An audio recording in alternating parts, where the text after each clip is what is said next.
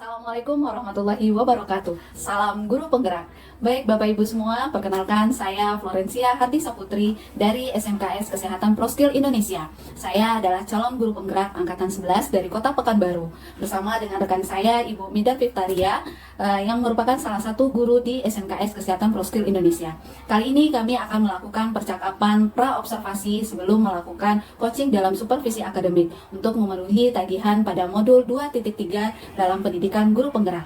Langsung saja saya melakukan percakapan pra-observasi bersama dengan rekan saya Ibu Mida Victaria. Assalamualaikum, selamat siang Ibu Mida. Waalaikumsalam Bu Reren. Sehat hari ini? Alhamdulillah sehat luar biasa.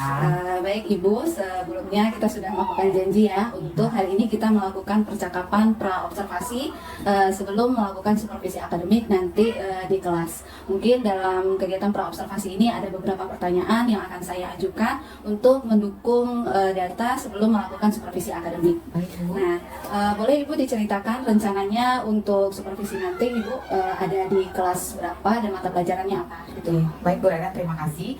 Nah insya Allah nantinya saya akan mengajar di kelas 12 farmasi pada fase F dengan mata pelajaran kimia farmasi. Nah di mata pelajaran kimia farmasi tersebut materi yang akan fokus saya ajar itu tentang titrasi asidimetri. Titrasi dan asidimetri ya. Titrasi. Itu nanti dalam pertemuan berapa jam pelajaran Ibu? 2 jam pelajaran saja Bu. 2 jam pelajaran, berarti 2 kali 45 menit benar ya. sekali. Nah, mungkin nanti boleh diceritakan Ibu dalam proses pembelajaran Ibu nanti menggunakan model pembelajaran apa? Nanti saya akan menggunakan model pembelajaran PBL, ya, problem based learning dengan pendekatan berdiferensiasi. Nah, berdiferensiasi di sini saya ambilnya ketiganya, berdiferensiasi konten, kemudian proses dan produk. Nah, medianya di sini saya menggunakan media MPI, multimedia pembelajaran interaktif. Nah, di sana letak dari diferensiasi proses yang saya ambil.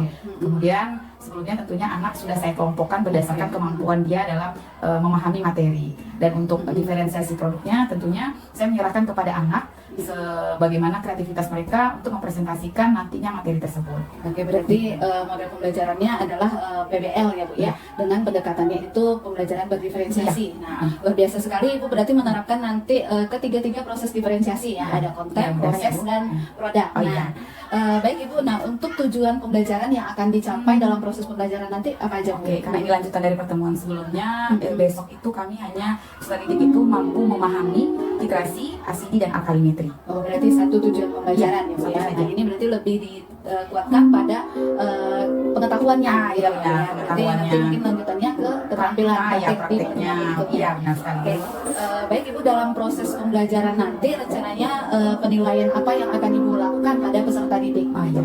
Kalau untuk penilaian hampir sama ya, kita ada penilaian sikap, kita melakukan observasi, kemudian penilaian pengetahuan tentunya kita menggunakan aplikasi yang memudahkan soal pengetahuan di aplikasi Quizizz. Kemudian untuk penilaian keterampilannya nanti bagaimana anak itu mempresentasikan atau berdiskusi dalam kelompoknya, aktif atau tidak.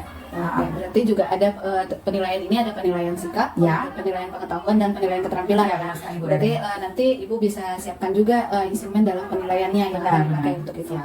Nah, mungkin itu saja untuk pertanyaan di observasi ini Ibu. Terima kasih.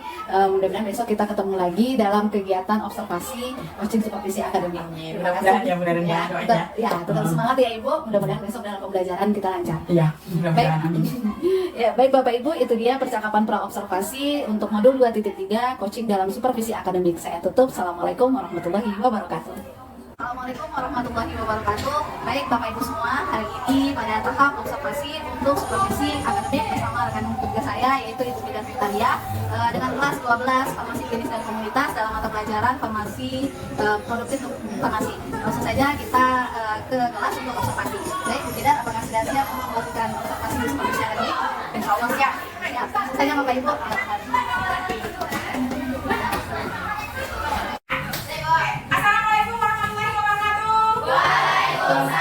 warahmatullahi wabarakatuh. Selamat siang semuanya. Siang Bu. Hari ini baik Bu. Baik, alhamdulillah semua baik ya. Sebelum mulai pelajaran, Ibu minta tolong dulu ketua kelas untuk berdoa sebelum belajar ya. Oke, silakan Rehan. Siap. Berdoa mulai. Bismillahirrahmanirrahim. Rabbil zidni ilma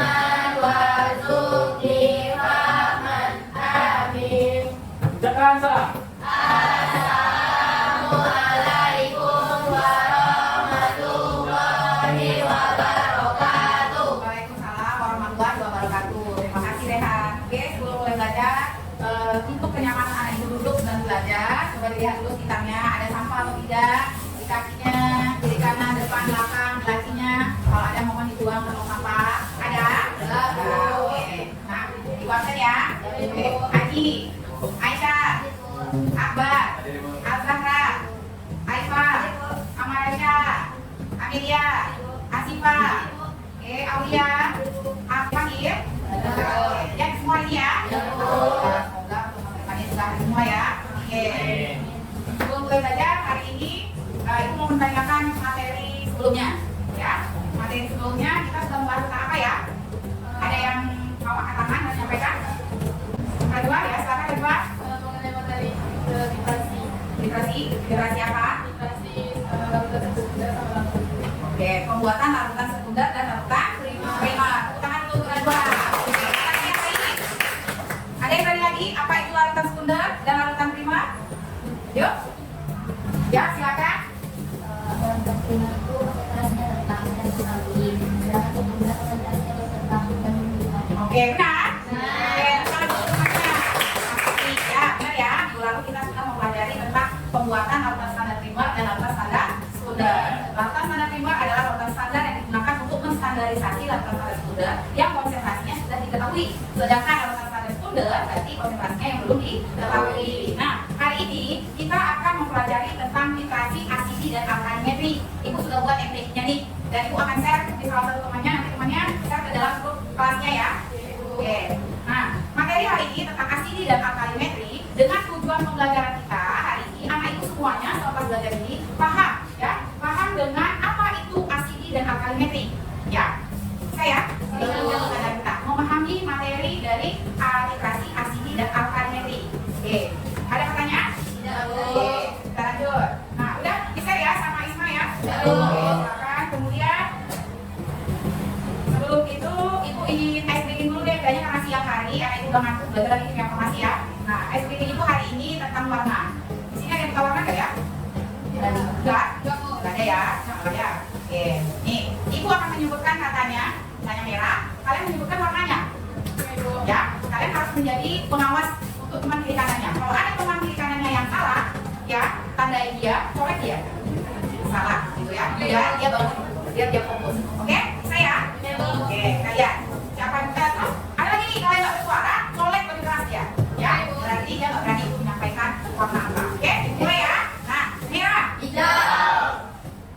Jangan termenung, fokus. Ya, lanjut. Biru. Yang sini aja ya. Oh, pakai kacamata. Oh, kamu tinggal kacamatanya. Ya, oke, kalau lagi ya. Merah, hijau, pink, biru, coklat. Oke, ungu, kuning, kuning. Yang belakang, ngomong nggak sih? Ngomong. Oke, lanjut. Yang terakhir, kuning. Kok ragu? Biru, coklat. Tepuk tangan untuk semua. Ini sudah pembelajaran kita, dan sekarang model pembelajaran kita untuk pertemuan hari ini yaitu PDL, Program Based Learning. Ibu akan memberikan satu kasus yang sudah ibu tuangkan dalam RKBD-nya. Nanti anak ibu mencari pemecahan dari kasus yang sudah ibu berikan. Ya, kemudian anak ibu udah kelompok. Kelompok dragon. Ini ya, berdua. Ini kelompok melati. Kelompok kelompok kelinci. Yang sana?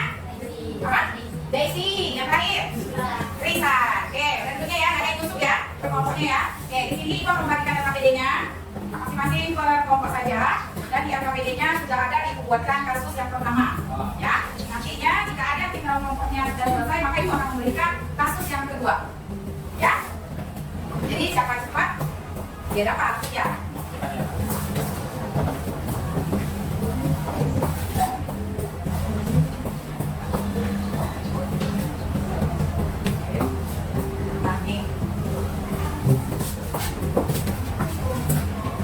Nah, yang pertama kita langsung lihat RKBD-nya. Di situ ada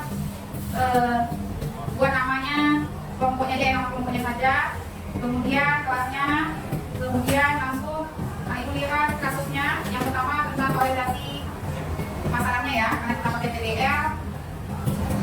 Nah, kasus yang pertama yang harus anak ibu diskusikan, yang pertama di laboratorium kesehatan, soal petugas perlu mengetahui kadar keasaman dalam produk lengkap ya, untuk memastikan aman dikonsumsi. Larutan NaOH yang digunakan untuk menetralkan asam dalam luka dan mengetahui konsentrasinya.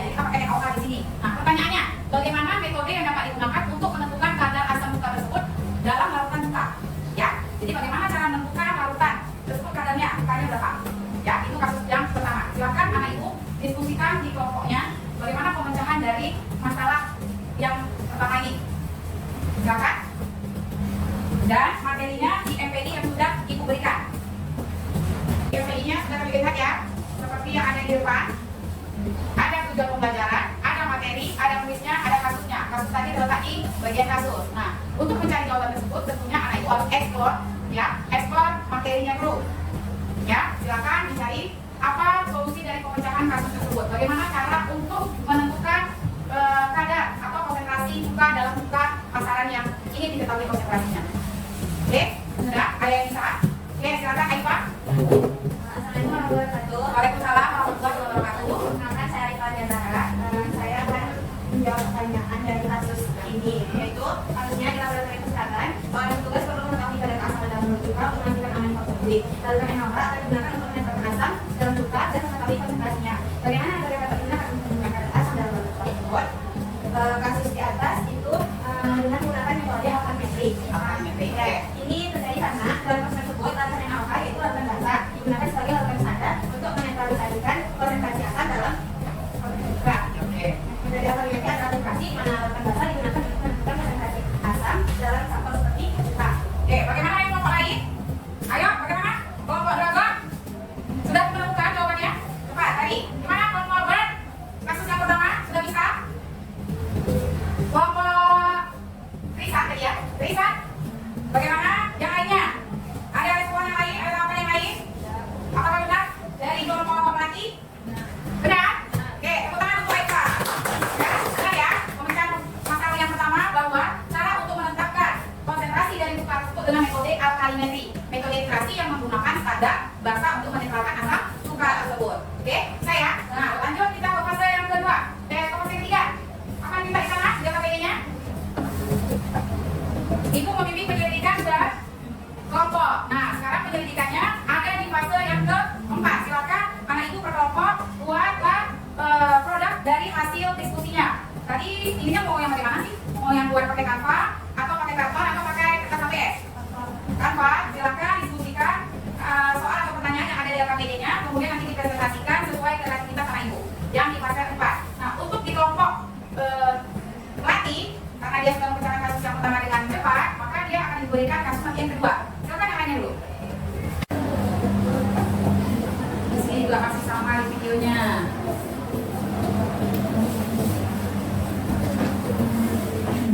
Yuk, cepat yuk. Pertanyaannya mudah ya.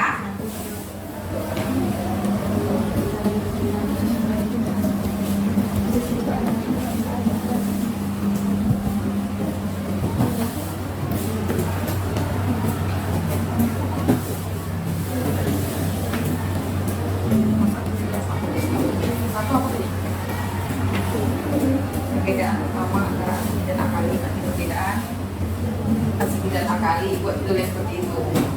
Perbedaan asidi dan alkali. Oke, nah poin pentingnya apa bedanya? Dragon.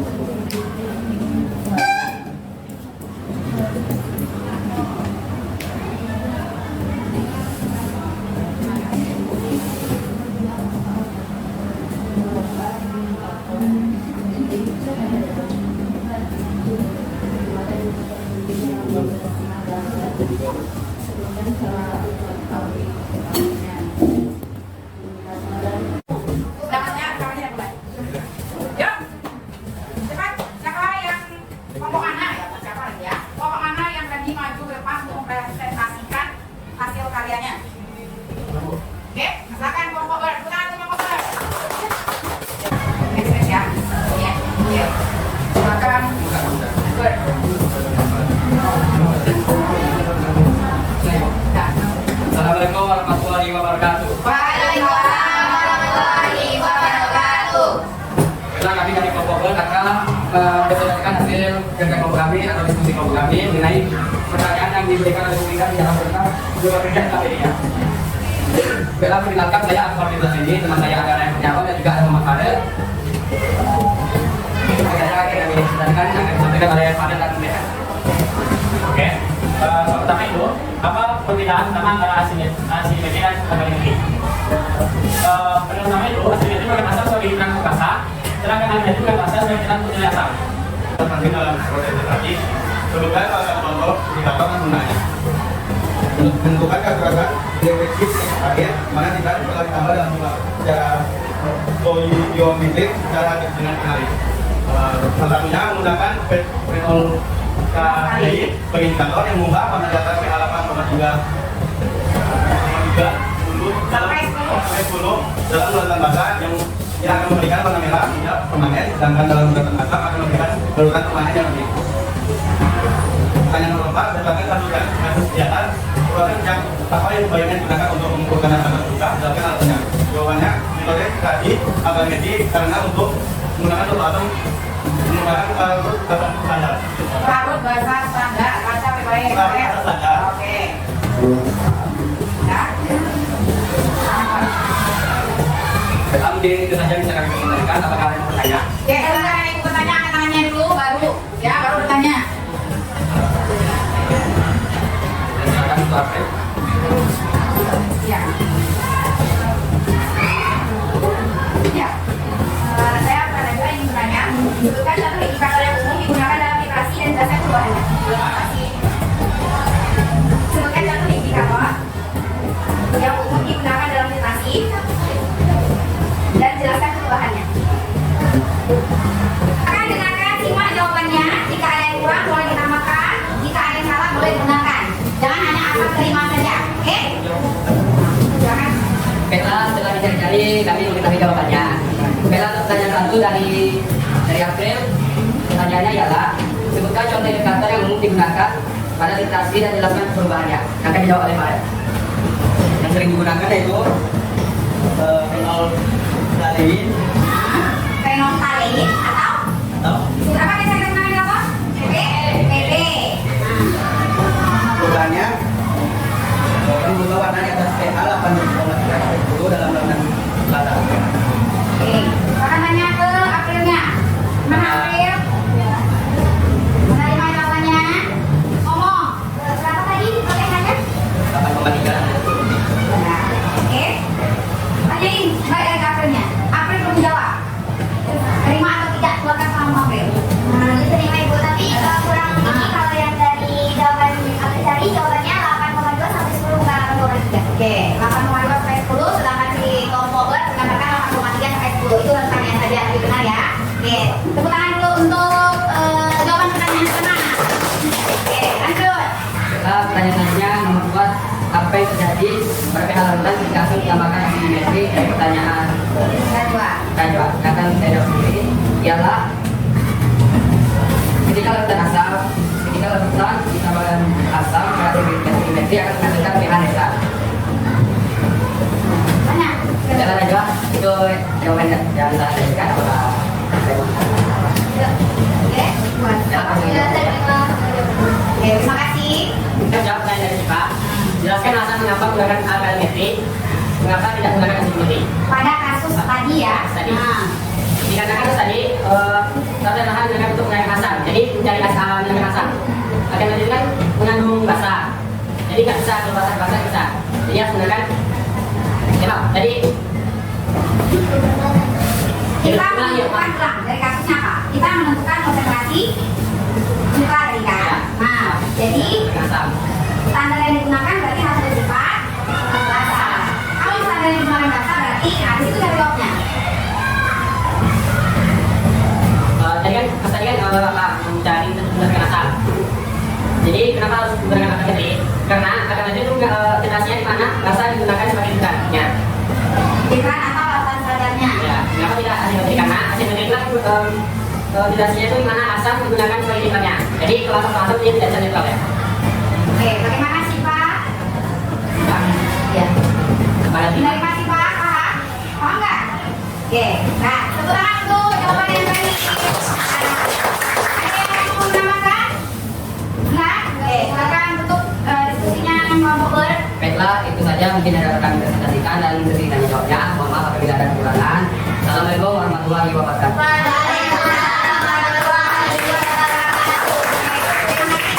Silakan kembali ke tempat. Nah, sebelum kita lanjutkan ke selanjutnya, ada yang ingin ditanyakan lagi? Nggak ada? Oke, sebelumnya itu harus menguatkan dulu materinya ya. Katakan alasan mengapa menggunakan alkalimetri pada kasus yang tadi.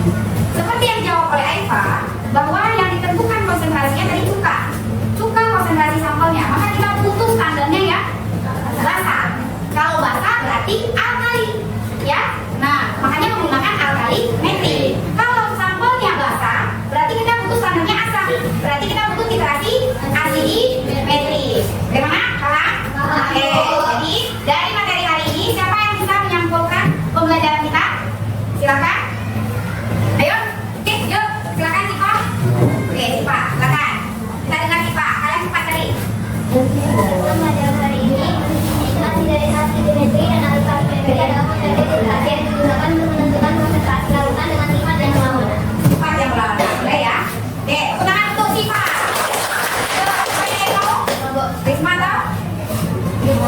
Dua-duanya boleh, ya satu dulu. Oke,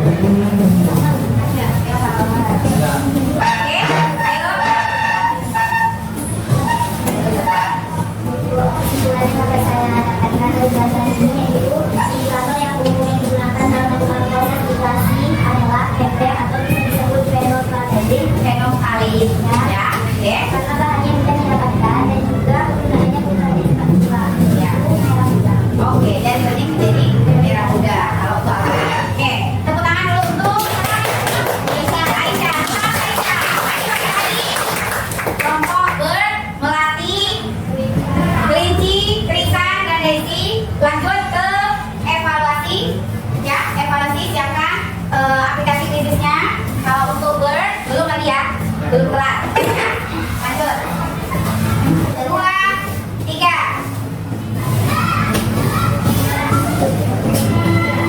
Oke. Bagus. Kalau Pak FPG jadi mulai di karisma kan ya. Karena nggak seperti arahannya ya. Pak FPG mulai semangat. Nah, tepuk tangan untuk Raisa. Airi namanya, nama laki-laki. Oke, pertahankan ya presentasinya. Mudah-mudahan untuk pertemuan berikutnya masih dipimpin oleh orang sama. Dan yang belum, tolong jangan mau terus di bawah, ya. Semangat terus untuk belajarnya. Oke. Nah, sebelumnya lagi, ini teman kita, rekan kita sudah bisa nih menyimpulkan materi untuk hari ini. Kita beri waktu untuk mereka menyimpulkan materi hari ini. Silakan. Hari ini adalah Dengarkan teman-teman. asimetri berdua konsentrasi antara menggunakan standar besar. Asimetri menggunakan standar besar. Oke, bagaimana anak-anak? Tepuk tangan dulu untuk Aji. Nah, oke, evaluasi untuk Aji nanti ya dari ibu aja ya langsung ya. Atau sekarang aja tanya ya Aji. Aji sama Ria. Kalau sampelnya asam, larutan standarnya basa, berarti dia asitimetri atau alkalimetri. Alkalimetri. Tepuk tangan untuk mereka. Oke, selesai ya, mencapai ya.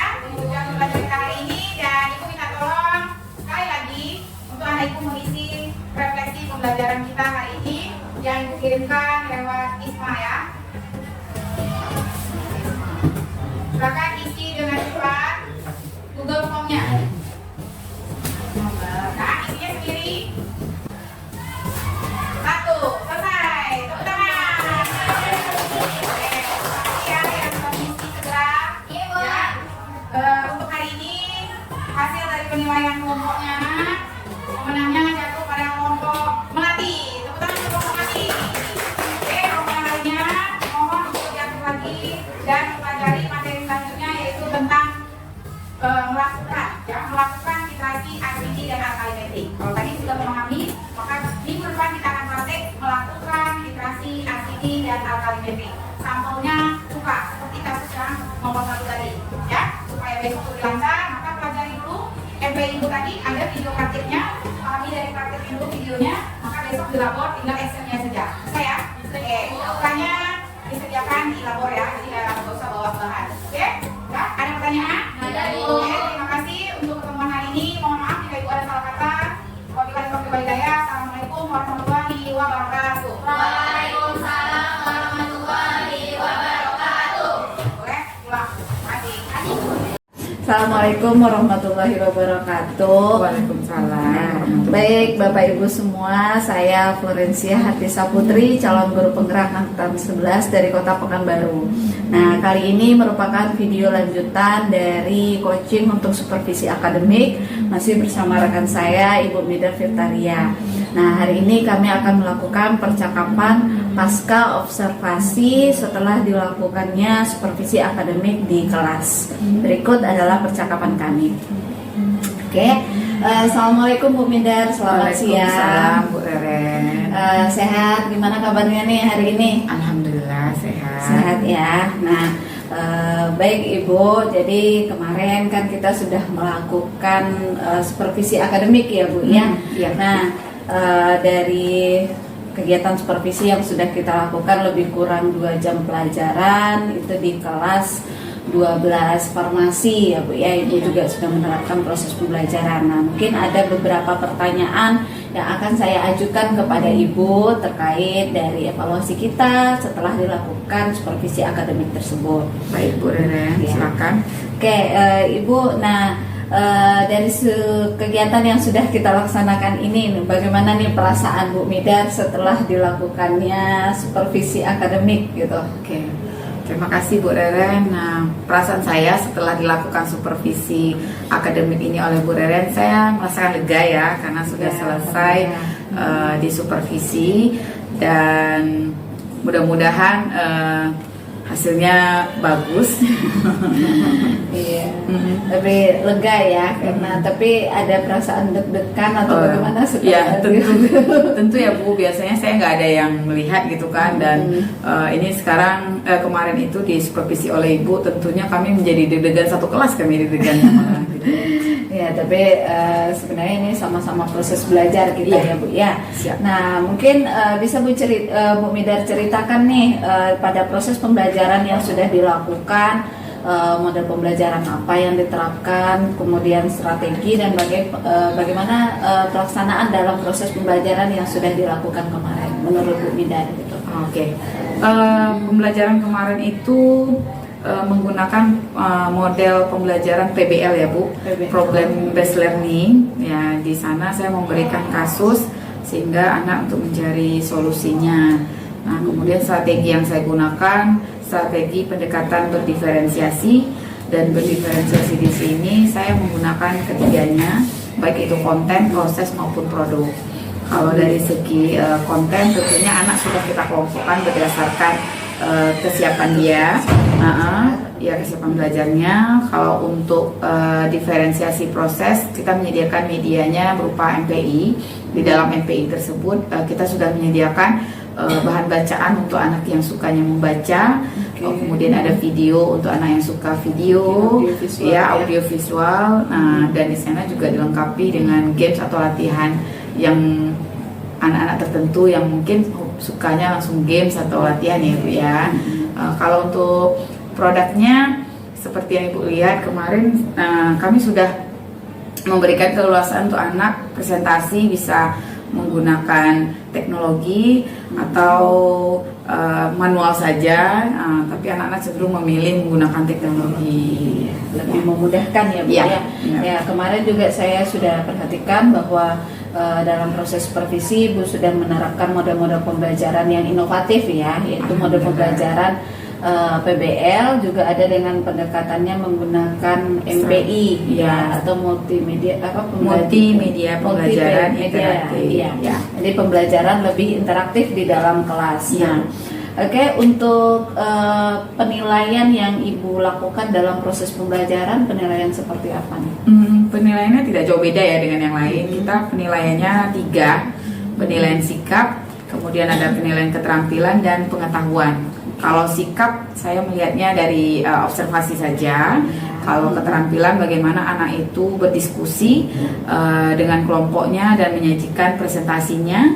Sedangkan pengetahuan dengan soal-soal, dan soal ini ya saya menggunakan aplikasi lagi nih Bu Reren, menggunakan Quizizz lebih cepat ya. Lebih cepat dan lebih akurat ya. hasilnya Ya, gitu benar-benar. ya, benar ya Bu ya. Jadi kemarin saya juga sudah memperhatikan bahwa penilaian yang Ibu lakukan itu sebenarnya langsung tercantum nilainya ya, Iya. yang memudahkan kita untuk dalam proses penilaian siswa. Nah, menurut Ibu nih kondisi kelas selama proses pembelajaran itu seperti apa? Kalau kondisi kelas pada hari itu sebenarnya anak sepertinya kurang minat ya dengan pembelajaran kimia farmasi pada hari itu. Mungkin bisa jadi ini faktor dari luarnya, kalau saya boleh beralasan, karena waktu itu kan siang hari ya Bu ya, habis istirahat lagi, jadi anak-anak mungkin habis makan kenyang, ngantuk kan gitu ya. Habis itu jamnya siang dan suasana kelas waktu itu sangat panas sekali kan, baru kan Bu. Jadi faktor dari luar yang seperti itu sepertinya anak-anak kurang minatnya. Makanya saya gunakan media MPI tadi supaya anak-anak bersemangat melihat media kita gitu. Tapi ya memang masih ada beberapa anak yang kurang minatnya. Oke, berarti dalam kondisi kelas yang memang cuaca yang sangat panas ya, terus jam pelajaran yang ada di siang hari, sehingga itu bisa menurunkan minat belajar Ya, siswa. benar. Ya, kemudian selain hal itu mungkin ada hambatan-hambatan yang lain yang Bu Mida rasakan nih selama proses pembelajaran. Ada sih Bu, kemarin itu kalau saya nggak salah ingat itu sinyal ya, Oke. sinyal internet, karena mungkin pakai data anak-anak yang kurang, mungkin saya lupa nih nyampaikan harus full nih paketnya. Jadi ada anak Iya. kemarin yang memang mengeluhkan dia pakai datanya habis. Jadi pada saat saya menggunakan aplikasi, tentunya jadinya kita akan terhambat ya Bu ya. Jadi dari segi itu sih menurut saya.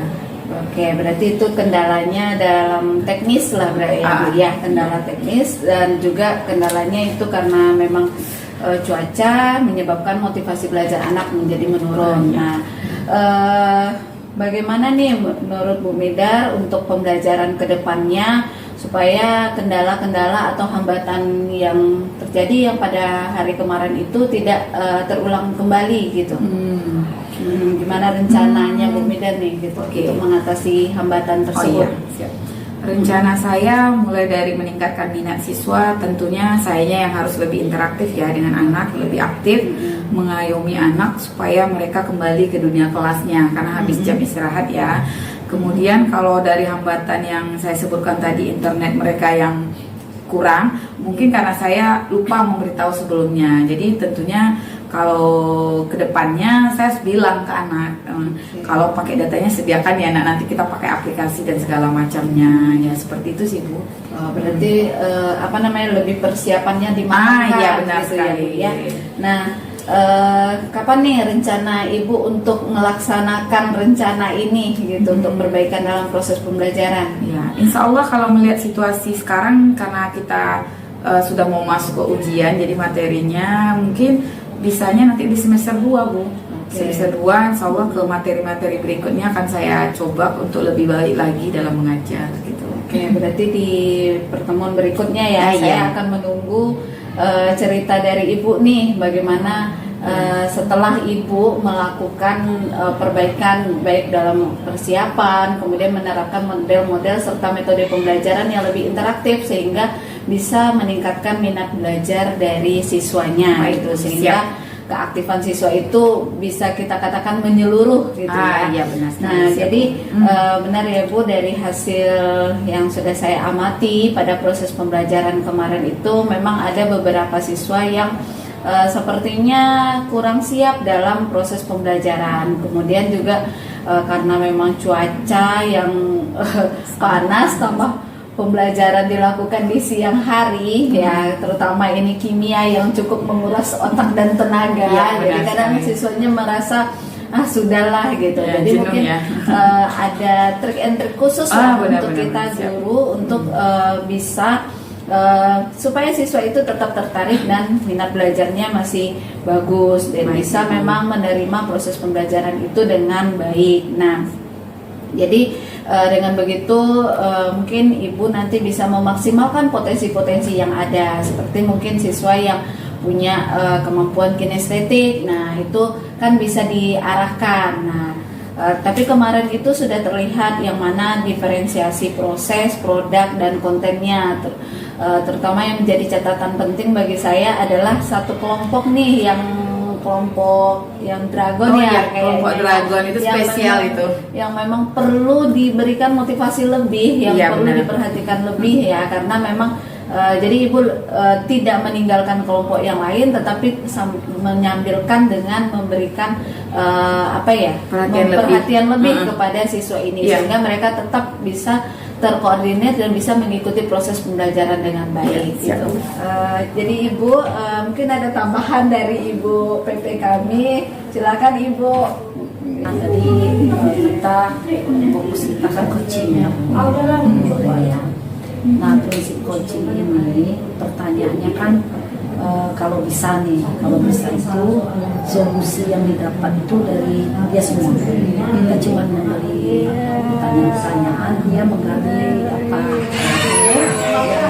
kemarin kita katakan, boleh juga membanding ada masalah, jadi kita boleh menggunakan Tapi prinsip coaching itu solusinya bukan dari coach tapi dari coachnya.